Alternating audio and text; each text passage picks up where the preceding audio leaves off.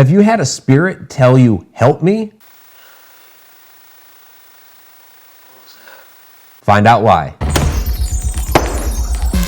Welcome to Mike's Morning Mug from Haunted Road Media. I'm author and ghost historian Mike Ricksecker. Explore with us.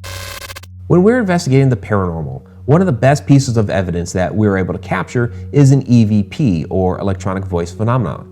This is the spirit voice, the voice that the spirits are actually speaking with that we are able to capture onto our audio recorders.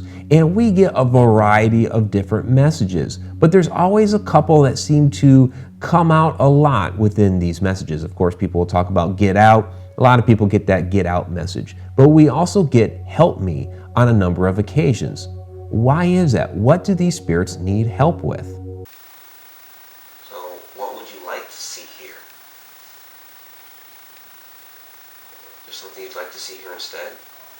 You can just tell me. I have something here that might be able to pick up your voice. It's on my arm. A weird fox thing that's on my arm. Just talk to me. It might be able to catch your voice. What was that? Just talk to me. It might be able to catch your voice. What was that? So that particular clip is from the Ferry Plantation from a couple years ago. And let me give you a little bit of background to put this particular Help Me EVP into context. So I'm in the best parlor, and what they had done with the best parlor is set it up in a wake. So like you're actually having the funeral there at the house, which they used to do hundreds of years ago. This house is hundreds of years old, and so yes, wakes were held there in the parlor. So when I was going through my questioning that night, and I was feeling a lot of different things and all kinds of stuff was going on, like I was seeing different rays of light and things like that, I was asking about the setup of the wake. And what I believe this Help Me EVP was all about was that they didn't actually like the setup of the wake. I believe it was a female, and she wanted that eliminated because of the fact there were so many other things that happened in that parlor that were happy times, and she didn't want the memory of the funerals being there as a reminder of the death that would occasionally happen there. The lady of the house wanted to remember good things. So that's one particular possibility. Put it into context why this particular spirit may be saying, help me. Now, just recently, we had our good friend Rob Gutro on Edge of the Rabbit Hole, our Tuesday night show here on the Haunted Road Media YouTube channel. And we actually started talking about this particular subject when talking about the Belmont Manor, which is in Maryland. Well, that leads actually to a question that we have in the chat room from Brandy Starleaper. She asked, could a ghost ask for help to cross over? Sure. I'm sure you've have more EVPs than anybody about ghosts asking for help, right? Well, I have quite a few of them, sure. Yeah. So, yeah, that's what I think they're looking for help for, is to cross over. What do you think, Vanessa? Do you think they want an oil change, or do you think they want...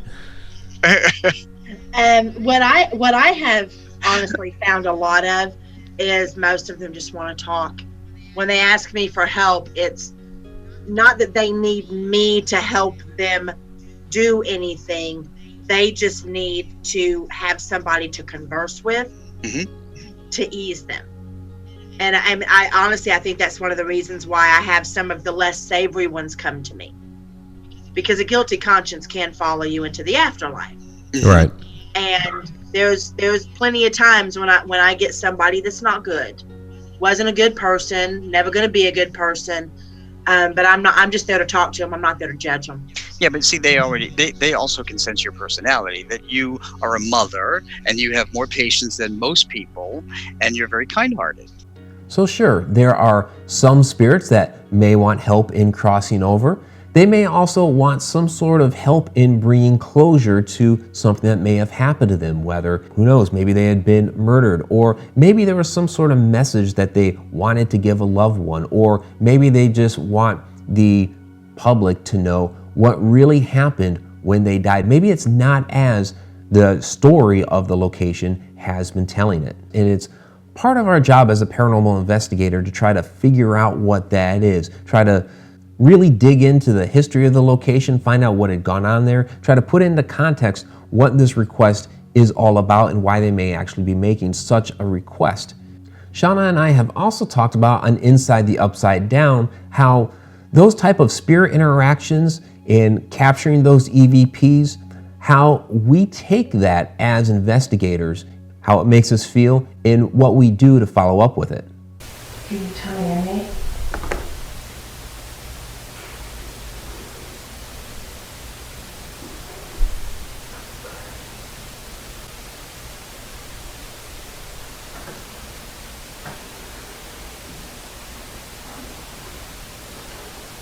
This EVP is very faint, so crank up the volume. It's a child telling Shana, I'm here.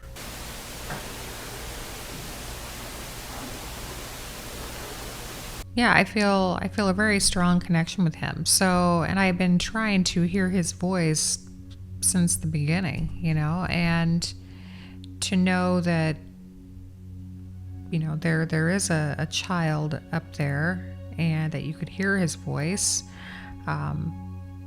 You know, pretty sure that that's mine that's up there. You know, who knows how many spirits are actually there, but I'm in the room, you know, speaking directly to him, and then, you know, a little child's voice says, I'm here. So to me, that's him. So I'm just going to go with that and build on it whenever we get a chance to go back, which I hope is soon.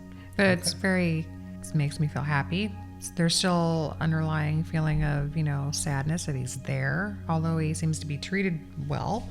So I haven't gotten anything negative from there. But as a mother, Right. you know, it kind of just, you know, warms my heart a little bit. So my biggest tip on EVPs like Help Me, and really most any other EVP, is to really do your homework on this particular location, on the spirits that are supposed to be there, perhaps even a new spirit if you're being given information that doesn't correspond with the other spirits that are supposed to be in the house, maybe doesn't correspond with the history.